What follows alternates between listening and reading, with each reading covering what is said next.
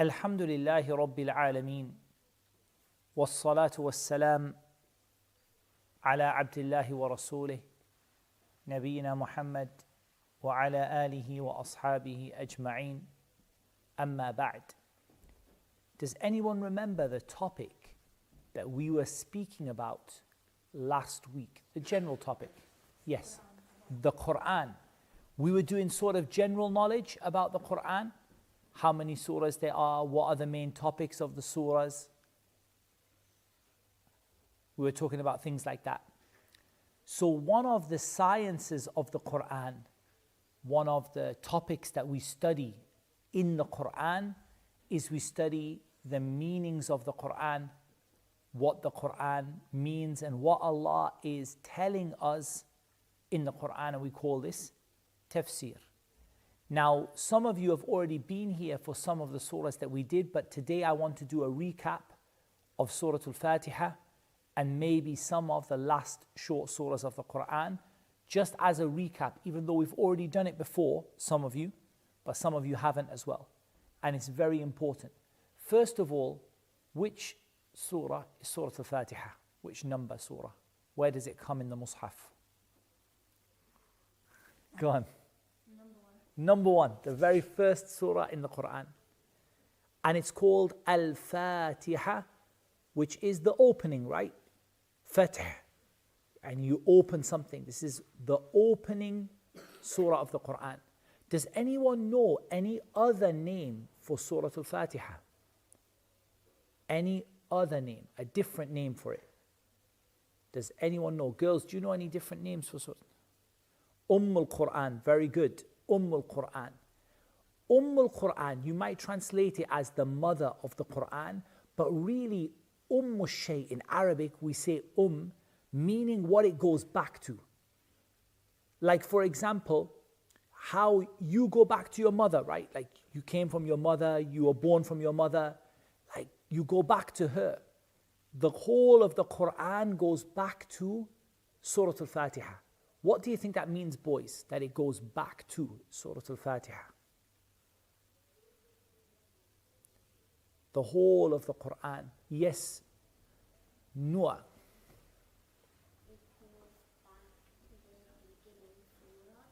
How? Like you're right, completely right. But just tell me kind of how does it go back to the beginning surah?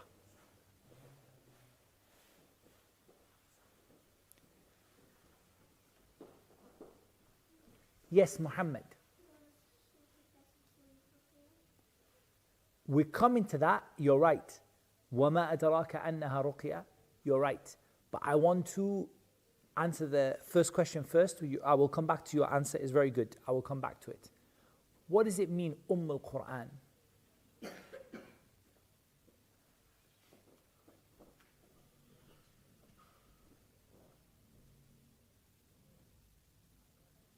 What are you guys trying to do?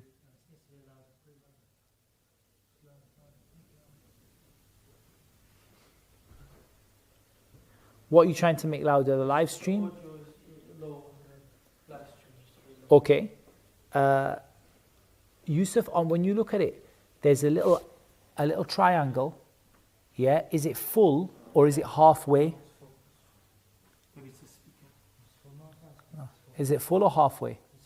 Okay, then I'll just move the microphone up a bit and then you'll be able to hear better. Okay? Okay, very good. Why do we call it Al-Quran? Why do we call it Al-Quran? Like everything goes back to it. Girls, you're allowed to answer always.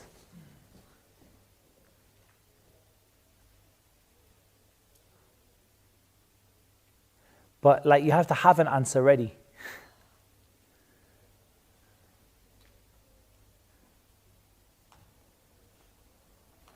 The most important, good. Stop there. You've got more answers. The girl said because it's the most important surah. That's why it's called the mother of the Quran. The word in Arabic is ahammu shay, the most important thing in something. What else?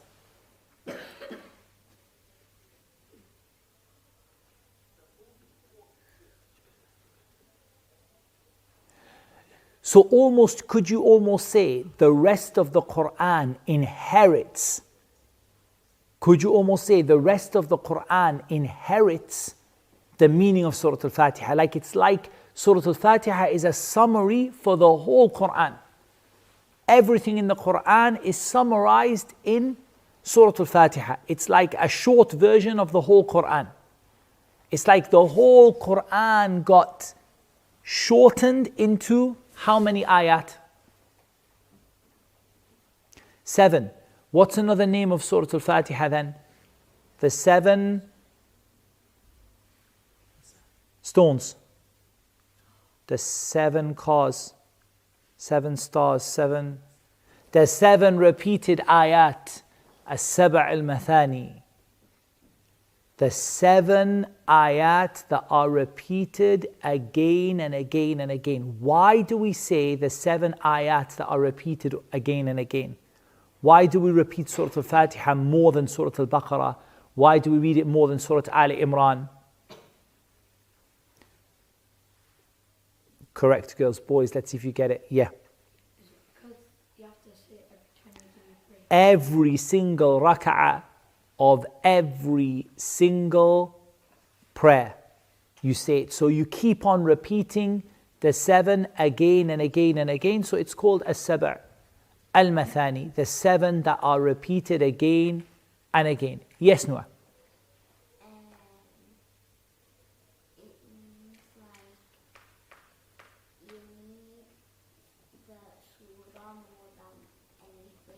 You need that surah more than anything and everything else. I'm going to come back to you, Muhammad, because Muhammad, you said to me another name of Surah Al-Fatiha. You said Ar-Ruqya.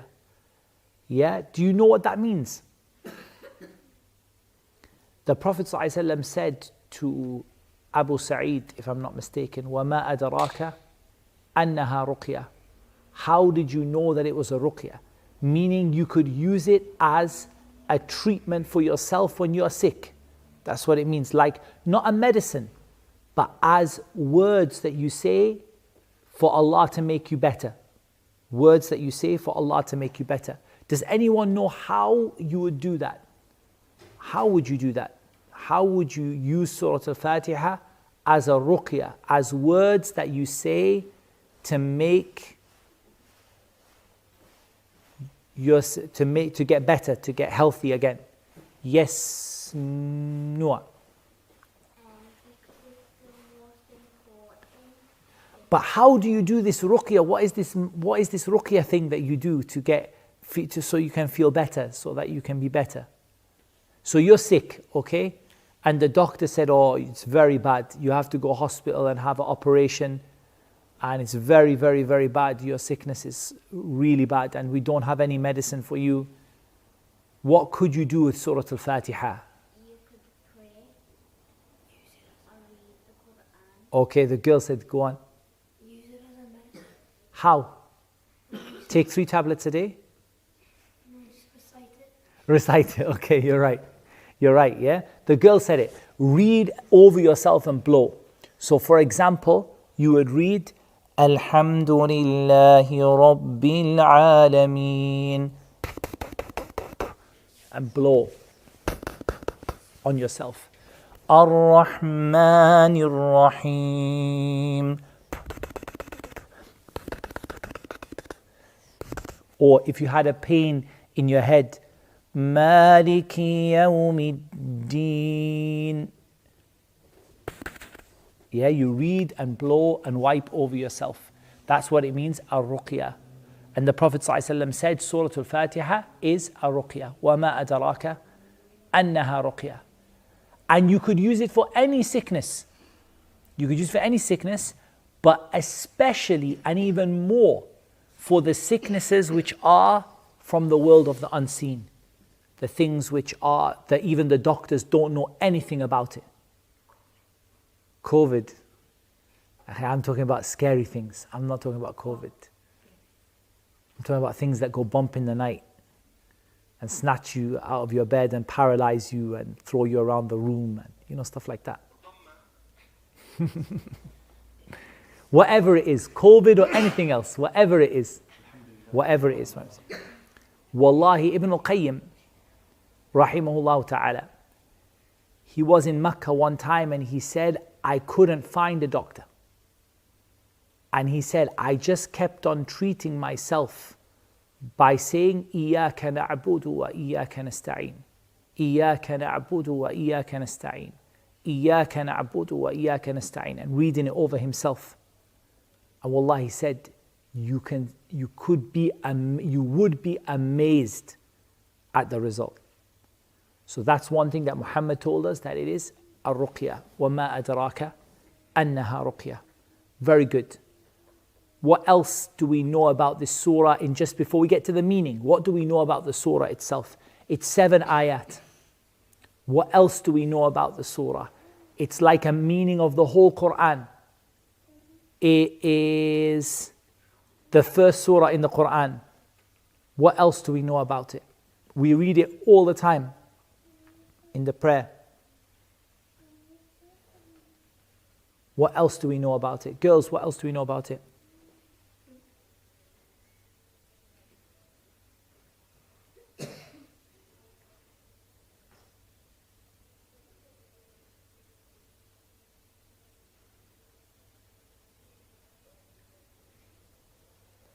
Okay, give me the theme of the surah then. Before that, was this surah revealed during the time the Prophet ﷺ was in Mecca or Medina? In the time he was in Mecca, okay. And what is the theme of the surah? If you were going to summarize for me, tell me Surah Al-Fatiha in 3 words. Tell me, what does the surah mean in 3 words?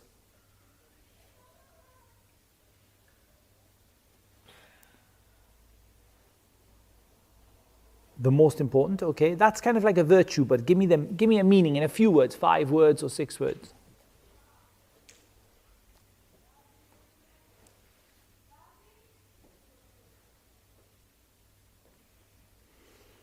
There's not many people awake today among the boys.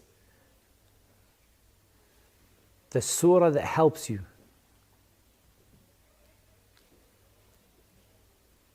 Okay, give me 3 topics that Surah Al-Fatiha deals with. 3 topics. Okay, Allah's names. Good. Point number 1, it tells you about Allah's names. Point number 2, worshipping Allah alone and not making any partner with Him. Okay, and?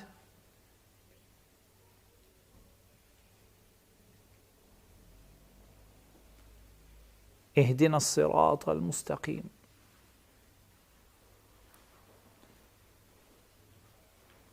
اهدنا الصراط المستقيم. Guidance to the straight path. Okay, so that's a good summary. I like that. Allah's names and attributes. Guys, boys, you are not concentrating. And I'm losing patience. Concentrate. It tells you about Allah's names. It tells you about worshipping Allah. And it tells you about guidance to the straight path. That's a good, nice 3 points that Surah Al-Fatiha tells us about. It's not the only things, but it's a good, important explanation. So what does that tell us about the whole Quran? Then, that's the main themes of the Quran. The whole Quran tells us about Allah's names and attributes, and it tells us about worshipping Allah alone, and it tells us about guidance to the straight path, how to be guided to Allah's straight path and how to practice Allah's religion properly. Okay. The surah starts, Bismillahir Rahmanir Rahim. It starts, Bismillah Ar-Rahman Ar-Rahim. In the name of Allah. How many names does Allah have? Recap, we've done this already. Go on, Safa. No limit to the number of names that Allah subhanahu wa ta'ala has. We don't know how many. Very good, very good. 99 special names, very good. Okay. All of these names come in Bismillah. Bismillah, the ba here, it means I'm asking for your help. What are you asking Allah's help to do? There are many answers. What are you asking Allah's help to be able to do? Same two people. I'm banning these two from answering questions. Not because they did anything wrong, you did everything right, but I'm banning you two from answering questions because nobody else is answering. Yes, Zach. Games for Allah so that you don't get ill.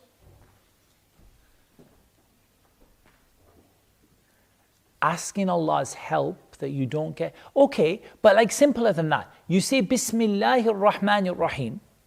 What are you asking Allah's help to do? Okay, girl said to read the Quran. That's a good point. Bismillahi atlu hadihi surah. Oh Allah, in the name of Allah, I'm going to recite this surah. I'm asking your help, oh Allah, to recite it properly. But that's not the only thing you're asking Allah's help for. To pray? If you're praying, to be able to pray properly. But what else? To read it or to do what? Seek forgiveness, true, because of Ar-Rahman Ar-Rahim. That's not a bad answer. Yes. Very good, mashallah, tabarakallah. Very good. To know the meaning of it. Oh Allah, help me to understand it. Oh Allah, help me to act upon it. Help me to practice it. Help me to read it properly. Help me to be guided. Help me to answer the dua that I'm making. For you to answer my dua that I'm making. All of those things you're asking for Allah's help. Bismillah. And you're asking for Allah's help by mentioning 3 of His special names. The first name, boys, the first name, Allah. You're asking Allah, oh Allah. What does the name Allah mean? Because we've done this already in the class. What does the name Allah mean? Roughly, give me a rough summary of it. What? The girls got it perfectly. Go on. Is it just God? God. It's not a bad answer. It's not a bad answer, but it's not quite enough. Yes. The one and only? The one and only. I like that. Put those two together and you're quite close. The one and only God. What's a God? A God, not the God. What's a God? Like, it's In every religion. Any religion on the face of the earth, a God is? a spirit? No. Some people worship plastic gods that are made in Thailand. Yes. Allah, I mean, God is a No, no, creator. no. Plastic gods in Thailand didn't create anything. Yes. To believe. They believe, not even they believe in them. Some of them don't even believe in them. Yes, Zach. The one to be worshipped. They worship them. A God is anything that is worshipped. So Allah is the one, only one true God that deserves to be worshipped. Because worshipping plastic gods from Thailand doesn't make any sense. Right? Is that not true? It doesn't make any sense at all because that little plastic piece of thing didn't create anything. It doesn't answer your dua. It doesn't do anything for you. It doesn't help you. It doesn't know anything. It doesn't even talk. It's not even battery powered. It's just a piece of plastic. It doesn't make any sense to worship anything that isn't Allah because Allah has all the attributes of the one true God that deserves to be worshipped. Okay, I'm asking Allah to help me to read, to recite, to understand, to practice the surah. I'm asking Allah's help. And I'm asking Allah by His names, which you rightly mentioned, Ar-Rahman, Ar-Rahim, the most merciful, the one who gives out mercy. What's the difference between the most merciful and the one who gives out mercy? What's the difference between those two things? Nothing. There is a difference, I promise. Girls, you can give me that. I'm going to have to ban you two now and put Muhammad and Noah back in the game. It's like a basketball team or something. I have to swap 2 people out and bring 2 more people back in. I don't know if you can do that in basketball. Maybe you can't. I don't know.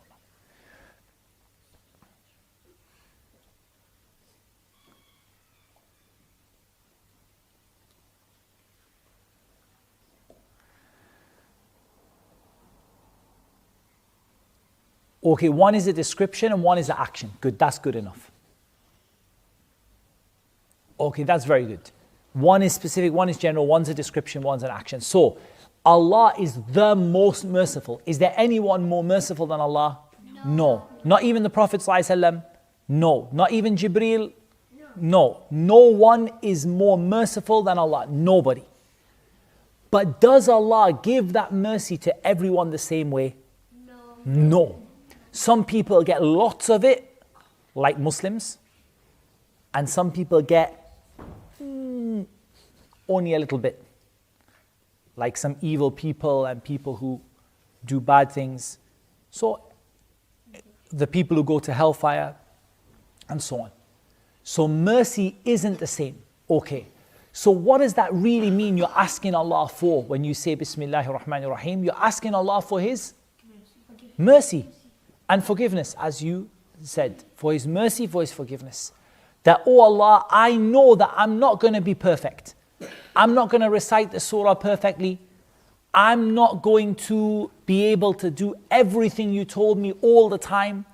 Have mercy on me for my mistakes and my shortcomings, and when I don't do things right, have mercy on me. Forgive me for it.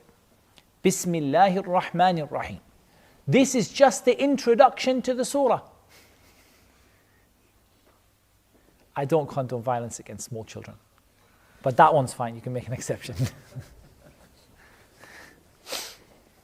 Okay. Yeah? That's just the introduction to the surah. It's just an introduction.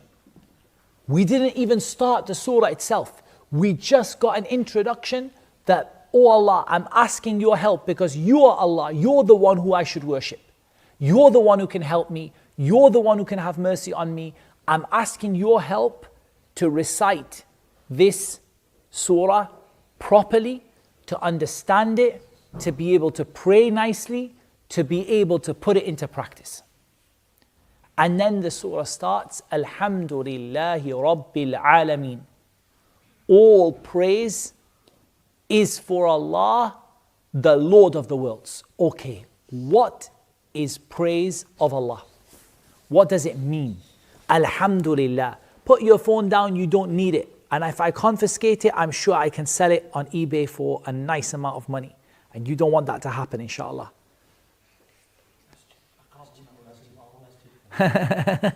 Sadaqah starts at home, huh?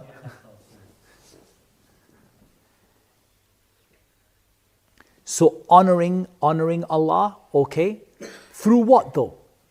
In what way are you honoring Allah? Through words, right? Saying the best words about Allah. At-tahiyyatu lillah. The best words that you say are for Allah. Yeah? The best words you say are for Allah. So why do you praise Allah? Like, why do you say the best words about Allah? Why? Ooh, we've still got the same 4 now. I have to change the team. Okay, go on. Yeah. Because He's the creator of all of us. Excellent. He's the creator of all of us. So He deserves that praise, right? Yes. Go on. Before I substitute you out of the game. Huh? Allah needs to be worshipped. Don't say needs, say deserves. Allah deserves to be worshipped Because He created us. Because He created us and what's in this world. Okay, go on. Yeah, good. So we can succeed by praising Him. Okay, good. Yes. So, like, we're made to, like, worship Allah and, like... We were created to worship Allah. MashaAllah. Very good. And then, like, we're taking responsibility to take care of His will and stuff like that. To take care of what Allah has given us as a trust. I like it. It's very nice. Yes. We have to worship Allah because when we die, we go to a good place. When we die, we'll be asked about whether we worshipped Allah or not. But I want to know about praising Allah. The best words you praise Allah for. You praise Allah because of who Allah is and what Allah does. You praise Allah because He created you. You praise Allah because everything you have came from Him. You praise Allah because He answers your dua. You praise Allah because He hears everything and sees everything and knows everything. Because of who Allah is and because of what Allah does, that's why you praise Allah. You praise Allah because of Allah's names and attributes. All Allah's names you learnt, that's a part of praising Allah. Because Allah deserves to be praised. Allah deserves to be praised. In the dua, we sometimes say, لا نحصي ثناء عليك أنت كما أثنيت على نفسك. We can't even praise you, O Allah. We can't even praise you the way you deserve. But how you praise yourself, that's how you are. Get him an espresso or something, and he looks tired. It's either an espresso or a kick in the back. Which one you prefer? أنت كما أثنيت على نفسك. You are as you praised yourself. How you praise yourself, that's how we praise you. We don't even know how to praise Allah properly. And one of the reasons why we praise Allah is because Allah is Rabbul Alameen. He's the Rabb. Now you learnt what the meaning of the word Rabb is because you did it a couple of weeks ago. Who is a Rabb? The one who looks after his creation. Good, I like that. The Lord. Okay, what's a Lord? I'm not talking about those guys who wear the funny wigs in Parliament. No.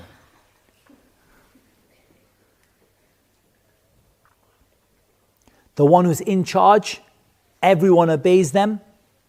Yeah?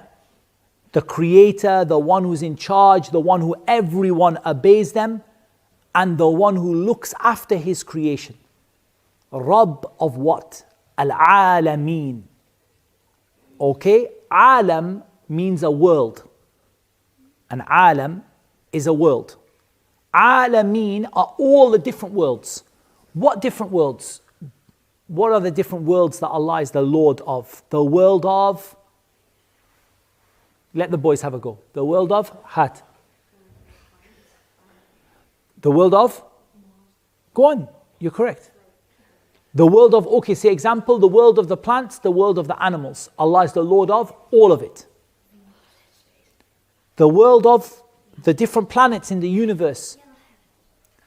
The world of all the different, the Lord of all the different galaxies. And universes, and everything else, and the angels, the Lord of the world of the angels, and the Lord of the world of the jinn, and the Lord of the world of the people, and the Lord of the world of everything that we can see and everything we can't see. Allah is the Lord of all of it obeys Allah's command, all of it. Allah looks after them and nurtures them and takes care of them, all of it, Allah commands them and controls them. He's okay. He's okay. I'll move him later. Oh.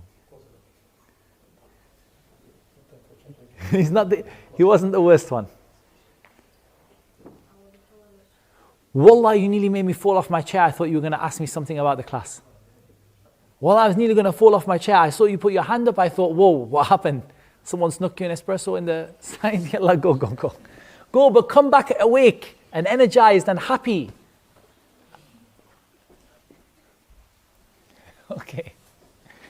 Okay, Allah is Rabbul Alameen, the Lord of the world and everything that is in it. Okay, what does that make you feel?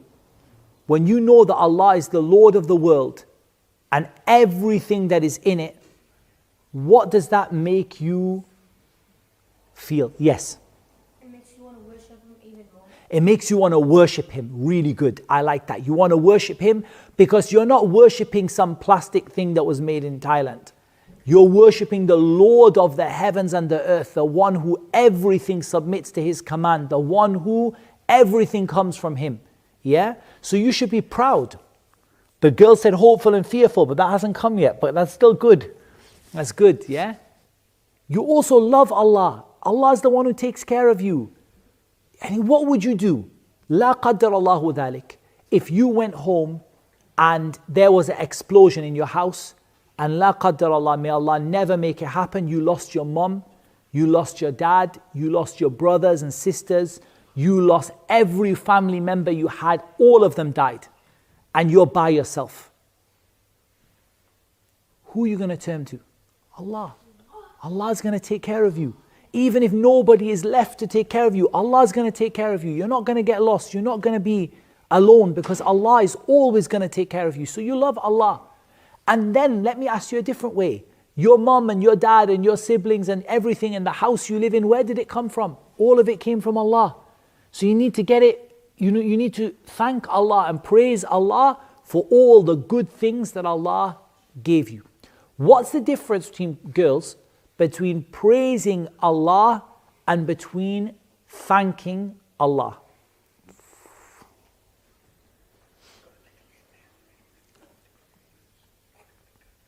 Girls, Banat.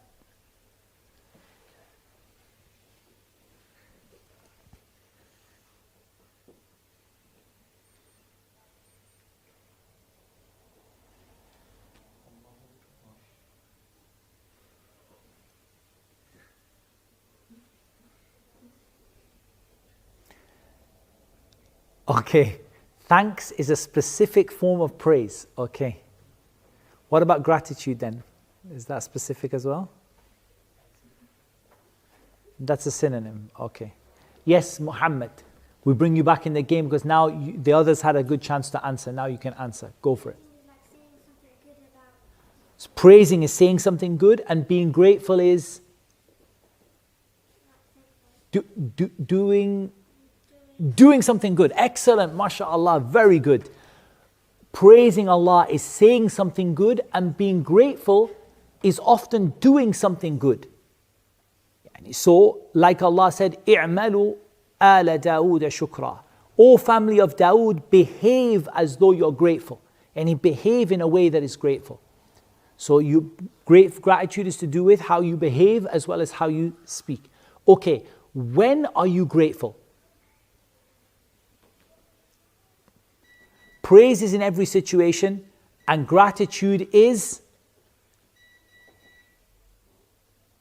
when something good happens to you. So you're grateful when something good happens, but you praise Allah all the time. What about if a disaster happens? What about if there's a plane crash and you're the only sole survivor? Do you still praise Allah? You still praise Allah. What about if you get really ill and you end up in hospital? Do you still praise Allah? What about if something terrible happens like COVID but worse? You still praise Allah? Yes. Yeah, you praise Allah in every situation. In every situation. So that's a difference between praise and gratitude. You want to go? Go. Inshallah. MashaAllah, you did very well so far. Where's our mu'adhin? Time? Okay, small break for the adhan, inshallah. Could you find the other one who left earlier as well?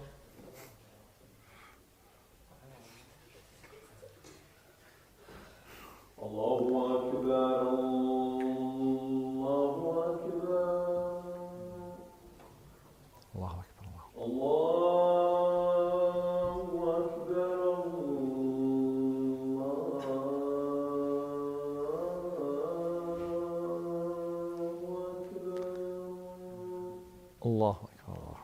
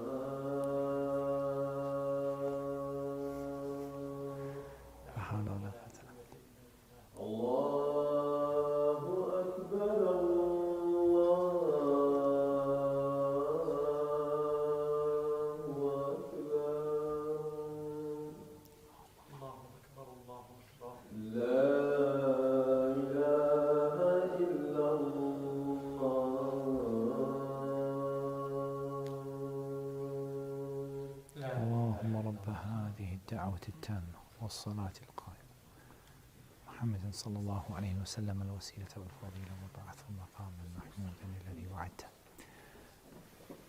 الحمد لله رب العالمين الرحمن الرحيم. Do you need to go to the bathroom? Were you asking to go somewhere? Sorry? Although you'll be okay, you can go in about 10 minutes when you get towards the end of the class, okay? Okay.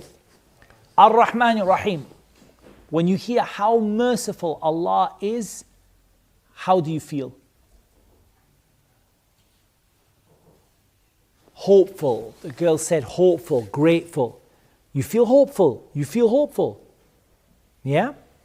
You feel like it doesn't matter how bad you are, Allah can forgive you.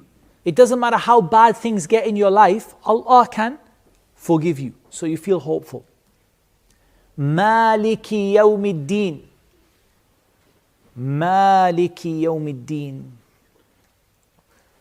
Allah is the one who owns and the one who controls everything that happens yawmuddin. Yawmuddin. The day where everyone gets paid back what they did. Everyone gets paid back for what they did. Yawmuddin. Some people did good, they get good. Hal jaza'ul ihsani illa al-ihsan? Is the reward for good anything except good? Some people did bad. فَمَنْ يَعْمَلْ مِثْقَالَ ذَرَّةٍ خَيْرًا يَرَهُ وَمَنْ يَعْمَلْ مِثْقَالَ ذَرَّةٍ شَرًّا يَرَهُ. Whoever did something good, even the tiniest dot of good is going to see it. And whoever did the tiniest dot of evil is going to see it. ما لهذا الكتاب لا يغادر صغيرة ولا كبيرة إلا أحصاها. What's this book that didn't leave even a single small thing or a single big thing, except that it's written down. وَأَمَّا مَنْ أُوتِيَ كِتَابَهُ بِيَمِينِهِ فَيَقُولُ هَاؤُمُ اقْرَءُوا كِتَابِيَهْ. As for the one who is given the book in his right hand, he will say, come and read my book. إِنِّي ظَنَنْتُ أَنِّي مُلَاقٍ حِسَابِيَهْ. I was sure that I'm going to meet my account. فَهُوَ فِي عِيشَةٍ رَاضِيَةٍ فِي جَنَّةٍ عَالِيَةٍ. He's in a high paradise with a happy life. What's the other person who's given the book in their left hand? وَأَمَّا مَنْ أُوتِيَ كِتَابَهُ بِشِمَالِهِ فَيَقُولُ. The person who's given a book in his left hand. يَا لَيْتَنِي لَمْ أُوتَ كِتَابِيَهْ. I wish I never was given my book. وَلَمْ أَدْرِ مَا حِسَابِيَهْ. And I never knew what was in it. يَا لَيْتَهَا كَانَتِ الْقَاضِيَةِ. I wish that I could just die. مَا أَغْنَى عَنِّي مَالِيَهْ. My money didn't benefit me anything. هَلَكَ عَنِّي سُلْطَانِيَهْ. All of my power went away. خُذُوهُ فَغُلُّوهُ. Take him and chain him. ثُمَّ الْجَحِيمَ صَلُّوهُ. And then put him into the fire of Jahannam. So what does that tell us? That's the day when people who did good will get good. And that's the day when people who did bad, they'll get the bad that they did. Well, how does that make you feel? Scared. Should you be scared of Allah? Boys say yeah. You should be scared of Allah because it motivates you to do more good things. Yeah? It's called the carrot and the stick. Yeah? Like you get scared of something and you want to avoid it, and you get happy about something and you want to do it. So Allah tells you about Jannah. Allah tells you about Jannah and you want to be there. And Allah tells you about Jahannam and you want to keep away from it and avoid it. Alhamdulillahi Rabbil Alameen, Ar-Rahman Ar-Rahim, Maliki Yawmiddin, Iyyaka na'budu wa Iyyaka nasta'in. You alone we worship. Iyyaka, only you. That's what Iyyaka means here. Iyyaka, it means only you, nobody else. إِيَّاكَ نَعْبُدُ. Only you we worship. We don't worship anything else. We don't worship the sun. We don't worship the moon. We don't worship statues, whether they're made of wood or plastic or rocks or anything else. We don't worship people. We don't worship prophets. I remember I once told someone about Islam. Do you know what they said to me? I told them about Islam. They said, I know about Islam. You Muslims worship Muhammad, right?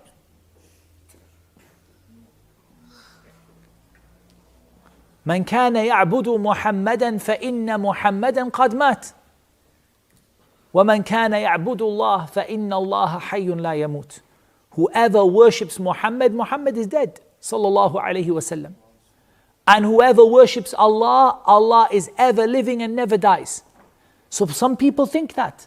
Some people worship Isa alayhi salatu wasalam. Some people worship dead people. Some people worship graves. Some people worship trees. Some people worship stones. Some people worship the stars. Some people worship money. Really, they worship money. The Prophet ﷺ said, Ta'isa abdu dinari wa dirham. He said, may the person who worships gold and silver be destroyed. People worship money. It becomes a god for them. That's only that matters. They will bow before the money. It's all about money for them. The whole world is about money. Some people worship gold and silver. They worship money. People worship all kinds of things. Iyaka na'bud. Only you we worship. Yes, Habibi. Okay, did you have something? You just worship Allah, nothing else. That's what it means. Iyaka na'bud. Only you we worship. Wa iyyaka nasta'in. And only you we ask for help. Okay. Today, when I finish my class, I've got a camera here. You can see the camera, right? I mean, if you're watching at home, you can't see the camera, but obviously you know the camera's there, right? Camera, okay? And I say to you, for example, Muhammad, can you help me to put the camera away? What are you going to say to me? Astaghfirullah, iyaka na'budu wa iyaka nasta'in. We only ask Allah for help. Is that right? So what does it mean we only ask Allah for help? Girls gave a perfect answer. Let's see if any of the boys can give that answer. Go on. Something important. Very good, close. Something important, Zach. So Go on, get your help from. Go on, yalla.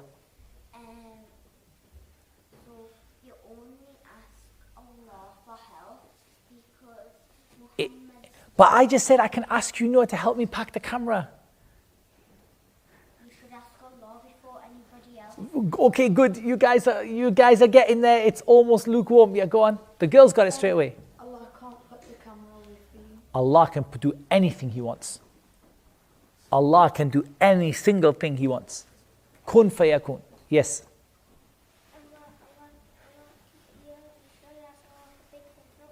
Okay, important, big things. You two can go together. You're nearly on the same team. I'm going to tell you what the girl said. You only ask Allah for the things that only Allah can do. I can say, Muhammad, can you help me with the camera? Why? Because Muhammad is here. The camera is here. And I'm asking him for something small that a person can do. But if I say to Muhammad, can you just get me to Jannah? What are you going to say? No.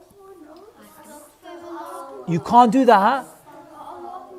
Only Allah. So this is what it means, Iyaka nasta'in. We only ask your help for the things that only Allah can do.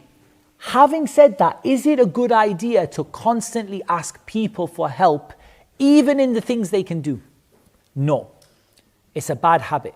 Always asking people for help all the time. Nobody likes you asking them except Allah. Nobody likes people asking them all the time except Allah. Okay.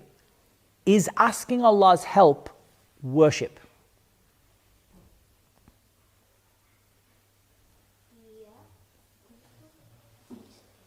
What's worship? What is worship? Okay, the girls brought worship is everything that Allah loves and is pleased with, from statements and actions, whether apparent or hidden. Wallah, they memorized it.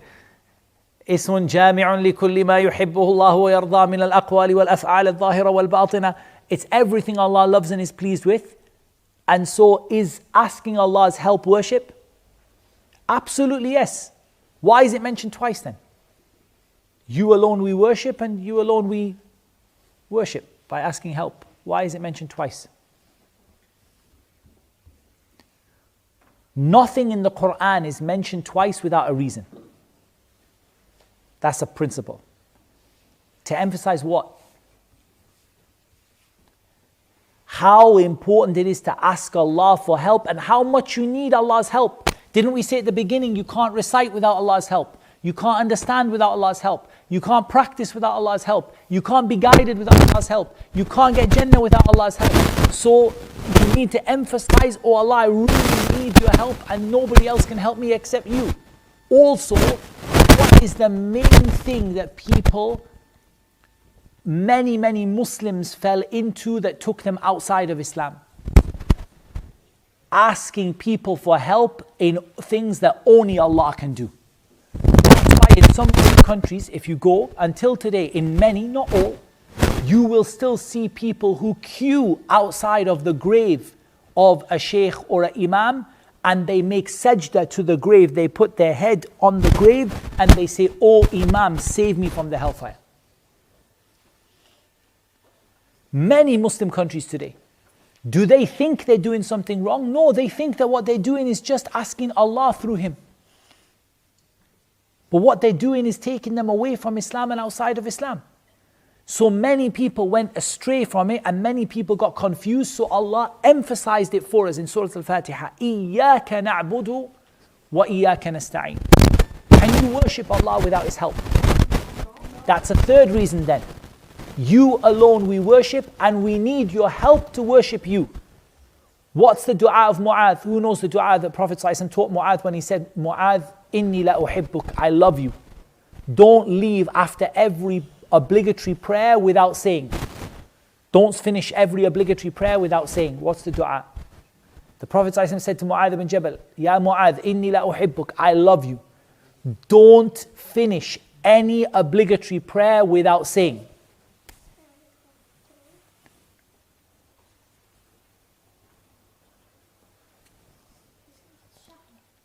No. You both, he said salam, he said tashahud. No. No. Without saying Allahumma a'inni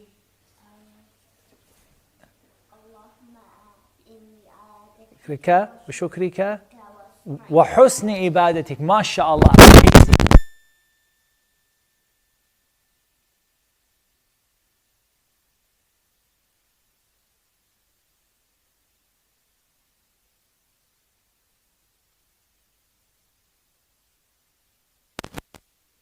إياك